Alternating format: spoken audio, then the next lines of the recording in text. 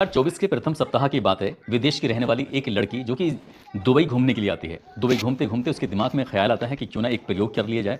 दरअसल उसके दिमाग में आता है कि उसके पास एक बहुत महंगा गोल्ड का हार होता है, साथ ही उसके पास एक हीरे की अंगूठी होती है। उसने इस गोल्ड के हार और हीरे की उस अंगूठी को एक ऐसी जगह पर रखने का प्लान बनाया जहां से बहुत सारे लोगों का आना और जाना लगा हुआ था। ऐसी ही एक मार्केट में पहुंच जाती है। फुटपाथ है, फुटपाथ के किनारे बहुत सारी महंगी महंगी गाड़ियां खड़ी हुई हैं। साथ ही वो महिला आराम से छिप जाती है और अपने गोल्ड के उस हार को और हीरे की अंगूठी को कार के एक बोनट पर रख देती है। और कार के बोनट पर रखने के बाद जब छिप जाती है तो उसका जो कैमरा होता है वो कैमरा लगातार चल रहा था।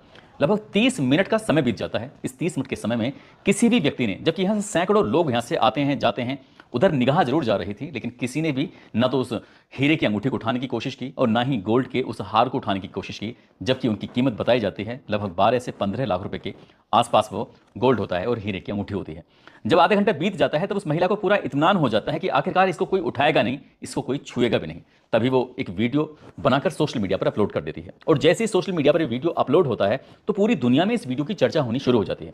लोग कहने लगते हैं कि कानून तो हर देश में बने हुए हैं, लेकिन कानून का दरअसल इन्हीं जगहों पर पालन होता है, इसलिए किसी की हिम्मत नहीं पड़ती। ना तो कोई चोरी कर सकता है, ना ही कोई डकैती डाल सकता है, ना ही कोई जो कानून होते हैं, चाहे वो ट्रैफिक के कानून हो या फिर वहां के लोकल के बनाए हुए कानून हो, इन्हें तोड़ने की किसी में हिम्मत नहीं होती। दरअसल आज की कहानी जो मैं आपको सुनाने जा रहा हूं, इस कहानी में कुछ ऐसे ही होता है। कानून था, कानून का पालन करना था, लेकिन कानून को तोड़ दिया जाता है और जब कानून टूट जाता है तो उसके बाद उसको सजा सुनाई जाती है। जब इस सजा की जानकारी उस लड़के के घर पर पहुंच जाती है तो न केवल घर वालों का बल्कि पूरे गांव वालों का रो रो कर बुरा हाल हो जाता है। अब करें तो क्या करें, क्योंकि मामला सऊदी अरब से जुड़ा हुआ था, वहां के कानूनों का इतनी सख्ती से जो पालन होता है। आदाब, नमस्कार, सत श्री अकाल। मैं उस्मान सैफी। आज की जो सच्ची घटना मैं आपको सुनाने जा रहा हूं, ये सच्ची घटना शुरू होती है सऊदी अरब से। दरअसल सऊदी अरब के मंत्रालय में एक पत्र लिखा जा रहा था और जो पत्र लिखा जाता है वो पत्र जैसे पूरा कंप्लीट होता है उस पर संबंधित अधिकारी के हस्ताक्षर हो जाते हैं। हस्ताक्षर के बहाव से उस लेटर को भारत के दूतावास में भेज दिया जाता है ताकि देरी ना हो।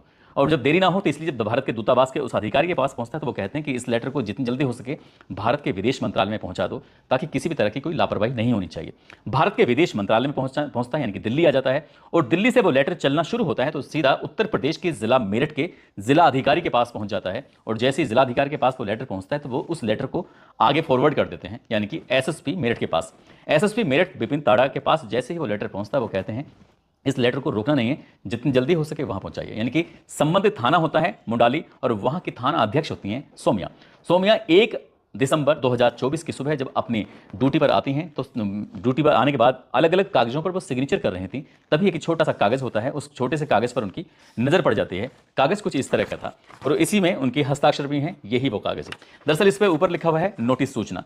इस नोटिस सूचना की गंभीरता को देखते हुए सोमिया जो एसएचओ होती हैं मुंडाली की, उन्होंने तत्काल प्रभाव से सीधा गांव की तरफ रवाना होती हैं, जो कि रछोती गांव इनके ही थाना क्षेत्र में लगता है। वहां जाती हैं और पूछा जाता है, गांव में कम से कम 10,000 लोगों की आबादी है, बड़ा गांव है ये। वहां जाके पूछती हैं कि यहाँ पर जुबैर नाम का कौन व्यक्ति है जिसके बेटे का नाम जैद है। अब जैसे ये बात पूछी जाती है तो कुछ लोग तो चुपचाप हो जाते हैं। पुलिस को देखकर अक्सर लोग डर भी जाते हैं, लेकिन उन्हें थोड़ी मशक्कत करनी पड़ी।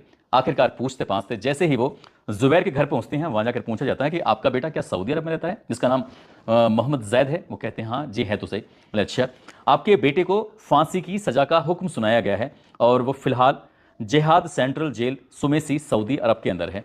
आप अगर कोई दिक्कत कोई एतराज ना हो तो वहां की सरकार ने आपको एक मौका दिया है, एक अवसर दिया है।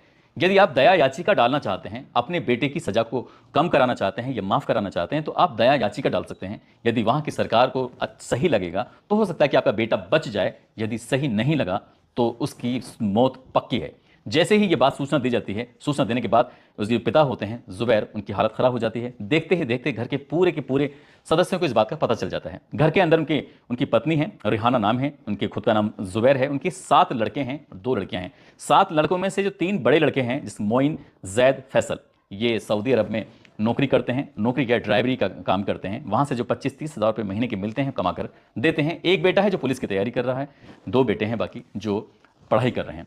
दरअसल जैसे ये खबर मिलती है उसके बाद फिर लोगों को कहानी याद आती है, मीडिया वालों का जमघट लगना शुरू हो जाता है। अब अखबार वाले हों, टीवी वाले हों या सोशल मीडिया पर काम करने वाले लोग हों, सीधा गांव जाते हैं और गांव जाने के बाद जानकारी जुटाना शुरू कर देते हैं। पता चलता है कि जुबैर का दूसरे नंबर का लड़का है जिसका नाम जैद होता है। जैद साल 2018 में सऊदी अरब के लिए गया था और सऊदी अरब के लिए जो गया था वो ज़्यादा पढ़ा लिखा तो था नहीं, उसको एक ही काम आता है, ड्राइवरी करना। यानी कि कोई भी वो वाहन चला सकता है, गाड़ी चला सकता है, कार चला सकता है, इसकी वो तैयारी करके गया था। उसके पास पूरे अपने डॉक्यूमेंट्स होते हैं।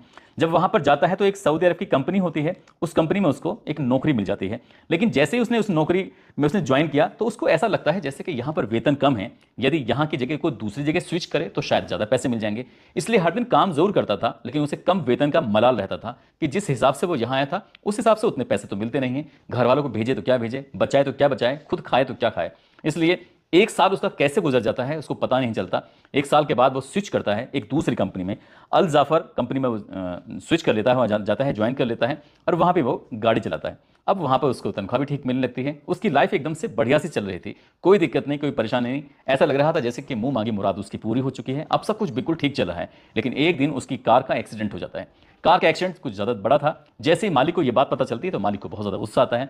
जैद को समझाने की कोशिश की जाती है, लेकिन जैद करता तो क्या करता, गाड़ी तो काफ़ी हद तक उसमें नुकसान हो चुका था। इसलिए मालिक का गुस्सा वो बर्दाश्त से बाहर हो जाता है और मालिक बताया जाता है कि इस जैद पर एक मुकदमा दायर कर देता है, कार की कीमत की वसूली का वो मुकदमा दायर कर देता है। अब जैसे इसको लड़के को ये लगता है कि क्योंकि जैसी गल्फ कंट्रीज़ में कोई भी कार की कीमत अगर देखी जाए, सामान्य कार भी होती है, वो 20-30 लाख रुपए से कम की होती ही नहीं है। लेकिन अगर किसी बड़े सेठ की गाड़ी अगर चलाई जाती है तो पता चलता है कि 1 करोड़, 2 करोड़, 3 करोड़ तक की कीमत की गाड़ियां होती हैं। अब ऐसी स्थिति में वो एक मजदूर जो ड्राइवर है वो कहाँ से इतने पैसे का इंतजाम करेगा। मौका मिलता है, जब भाग जाता है तो उसके बाद फिर वो करे तो क्या करे, क्योंकि वापस भी नहीं आ सकता। उसकी पूरी जानकारी सब कुछ, जब हम कहीं विदेश जाते हैं तो एक एक चीज़ की जानकारी हमें देनी पड़ती है। हमारा रिकॉर्ड अच्छा रहेगा तो हम दोबारा फिर से भी जा सकते हैं, रिकॉर्ड खराब हो गया तो फिर कभी नहीं जा सकते। आखिरकार इसको एक पुलिस वाले से मुलाकात हो जाती है। जैसे पुलिस वाले से मुलाकात होती है तो पुलिस वाला जैद की बातें सुनने के बाद बड़ा इमोशनल हो जाता है। वो कहता है कि तुम्हें परेशान होने की बिल्कुल भी जरूरत नहीं है, तुम मेरे साथ काम करो, मेरी गाड़ी है, मेरे परिवार के लोगों को लाओ ले जाओ और जो भी तनख्वाह है मैं तनख्वाह देता रहूंगा। अब ऐसे जैसे फरिश्ते की तरह से वो पुलिस वाला मिल जाता है और जैद उसके लिए काम करना शुरू कर देता है। जैद आराम से काम कर रहा था, आना जाना जो भी उसका होता था, लेकिन किसी ने मुखबरी कर दी। जब मुखबरी कर देता है तो मुखबरी करने के बाद पता चलता है कि इसकी कार के अंदर नशीला पदार्थ रखा हुआ है। पुलिस ने उसको चारों तरफ से घेर लिया था। उसने बचने की कोशिश की लेकिन बच नहीं पाया। उसके पास 2 बैग रखे हुए थे, नायलॉन के वो बैग होते हैं। एक बैग को खोला जाता है तो इसमें क्रिस्टल मैथ ड्रग, इसके एक नाम होता है एक ड्रग्स का, तो ड्रग पाया जाता है जिसकी वजन होता है लगभग 400 ग्राम के आसपास। एक और बैग होता है, उस बैग के अंदर क्रस्ट ड्रग पाया जाता है जिसका वजन होता है 305 ग्राम। कुल मिलाकर 705 ग्राम इसके पास ड्रग्स पाया जाता है, नशीला पदार्थ पाया जाता है। और जैसे ये पता चलता है, जब पुलिस ने इस मामले की जांच पड़ताल की तो उसका एक दोस्त निकलता है, सहयोगी निकलता है, जो कि पाकिस्तान का रहने वाला होता है।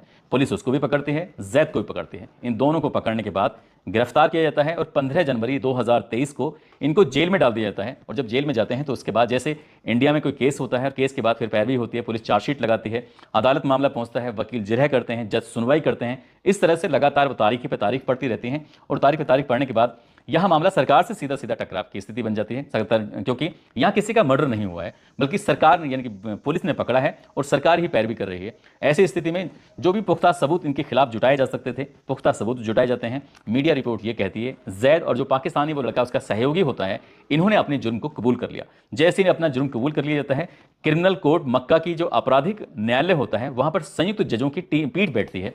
उन्होंने पूरे मामले की सुनवाई की। सुनवाई करने के बाद इन दोनों को सजाए मौत का हुक्म सुना दिया कि तुमने जो अपराध किया है, यानी कि तुम्हारे पास 705 ग्राम का जो नशीला पदार्थ पाया गया है, ड्रग्स पाई गई है, इसके अपराध के जुर्म में आपको सजाए मौत का हुक्म सुनाया जाता है। दरअसल जैसे सजाए मौत का ये हुक्म सुनाया जाता है, जाहिर सी बात है हड़कंप मचना तय था। ये जो रछोती गांव है, जिस गांव का ये जैद रहने वाला होता है, उस गांव की आबादी बताई जाती है 10,000 के आसपास। ऐसा कोई घर होगा शायद जिस घर से कोई लड़का, कोई आदमी सऊदी अरब में ना हो। लगभग बताया जाता है कि 650 से 700 ऐसे लोग हैं जो सऊदी अरब में नौकरी करते हैं और मोस्टली 100% 99% ऐसे लड़के हैं जो ड्राइवर का ही काम करते हैं। हालांकि पिछले दिनों एक मोहम्मद मुस्लिम नाम का एक लड़का होता है, वो भी ड्राइवर ही था, उसका मर्डर हो जाता है। किन कारणों से उसका मर्डर हुआ था, जबकि इस गांव के बहुत सारे लड़के हैं जो वहां काम करते हैं, लेकिन कभी किसी के साथ ना कोई आपराधिक वारदात हुई है, ना ही कोई घटना हुई है। लेकिन एक मोहम्मद मुस्लिम था जिसका मर्डर हो जाता है। उसके मर्डर के बाद क्या हुआ उसके बारे में कोई ज़्यादा जानकारी मिल नहीं पाई। लेकिन 600-700 लोगों में जैसे सबको पता चलता है कि जैद के साथ कुछ इस तरह की घटना हो चुकी है, तो 15 जनवरी 2023 से लेकर ये मामला लगातार चल रहा था। जब अदालत इन्हें मौत की सज़ा सुना देती है, वहाँ पर फांसी नहीं दी जाती। बताया जाता है कि वहाँ पर चौराहे पर आदमी के हाथ बांधकर उसे बिठाया जाता है और उसकी गर्दन को कलम कर दिया जाता है। इसी तरह से हो सकता है कि इसके साथ भी कुछ ऐसी ही वारदात हो। लेकिन जब सऊदी अरब के जो वहाँ की गवर्नमेंट सरकार है, वहाँ क्योंकि राजतंत्र है, वहाँ पर राजा हैं, तो इसलिए उन्होंने उनकी तरफ से एक मैसेज एक कन्वे होता है यहाँ इंडिया के लिए कि अगर उसके परिवार के लोग ये चाहते हैं कि वो अपील करना चाहते हैं दया याचिका के लिए, तो हम उन्हें एक अवसर दे रहे हैं, मौका दे रहे हैं। और जैसे परिवार के लोगों को ये बात पता चलती है तो परिवार के लोग इस घटना को सुनकर उनका रो रो कर बुरा हाल हो जाता है। उन्हें कोई लीड नहीं मिल रही थी, उन्हें कोई लाइन नहीं मिल रही है कि आखिरकार करें तो क्या करें, किस रास्ते से जाएं, कैसे करें, क्या प्रोसेस होता है। हालांकि इस मामले में अब बड़ी संख्या में लोग जो जानकार हैं, उनके जानकार लोगों ने परिवार के लोगों से संपर्क करना शुरू कर दिया ताकि जैद की जिंदगी को बचाया जा सके, ताकि उसे मौत की सजा से छुटकारा दिलाया जा सके, ताकि उसे इंडिया वापस लाया जा सके। इस तरह की कोशिश चल रही है। और चाहे वो विदेश मंत्रालय हो या भारत सरकार में प्रधानमंत्री नरेंद्र मोदी हो या फिर अन्य कोई माध्यम हो, उनके माध्यम से लगातार सोशल मीडिया के माध्यम से, अखबारों के माध्यम से, टीवी के माध्यम से परिवार के लोग अपील कर रहे हैं कि उनके बेटे को बचा लिया जाए। उनका बेटा पूरी तरह से निर्दोष है। हालांकि उनके कहने का मतलब ये कि निर्दोष है, लेकिन वहां की जो कानून ने इस मामले में कोर्ट में जिरह हुई है, पुलिस ने जो अपनी चार्जशीट लगाई होगी उसके हिसाब से, और साथ ही जो उसने अपना जुर्म कबूल कर लिया है उसके हिसाब से, तो वो अपराधी सिद्ध हो चुका है। कब उसको फांसी हो उसके बारे में कुछ कह नहीं सकते। लेकिन अगर हम आंकड़ों की बात करें तो साल 2024 में बताया जाता है कि 214 लोगों को मौत की सजा का हुक्म सुनाया गया है, जिसमें 101 विदेशी हैं और जिनमें 101 विदेशियों में 21 पाकिस्तानी हैं। भारत के 2 या 3 लोग बताए जाते हैं, जिनमें एक जैद भी है।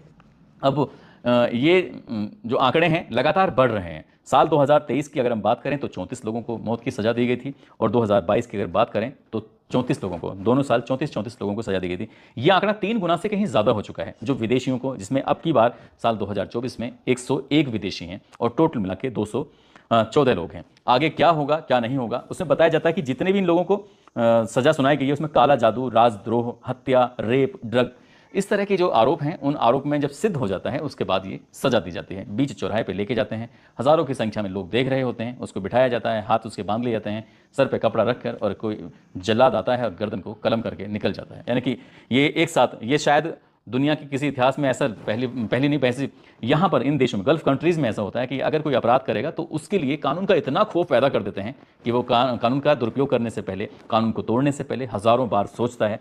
अब देखने वाली बात यह है कि क्या जुबैर अपने बेटों को बचा पाएंगे या नहीं, क्या इस गांव का लाडला वापस लौट कर आएगा या नहीं, ये तो खैर भविष्य के गर्भ में छिपा है। लेकिन जिस तरह की ये घटना होती है, उस घटना से लोगों में, जो विदेश में यानी कि सऊदी अरब या गल्फ कंट्रीज़ में नौकरी करने के लिए जाना चाहते हैं, उनके अंदर एक डर पैदा हो गया है। उन्हें लग रहा है कि कहीं ना कहीं उस पुलिस वाले की ही लापरवाही रही होगी जो उसमें जैद फंस चुका है। अब पुलिस वाले की लापरवाही है तो वो जांच में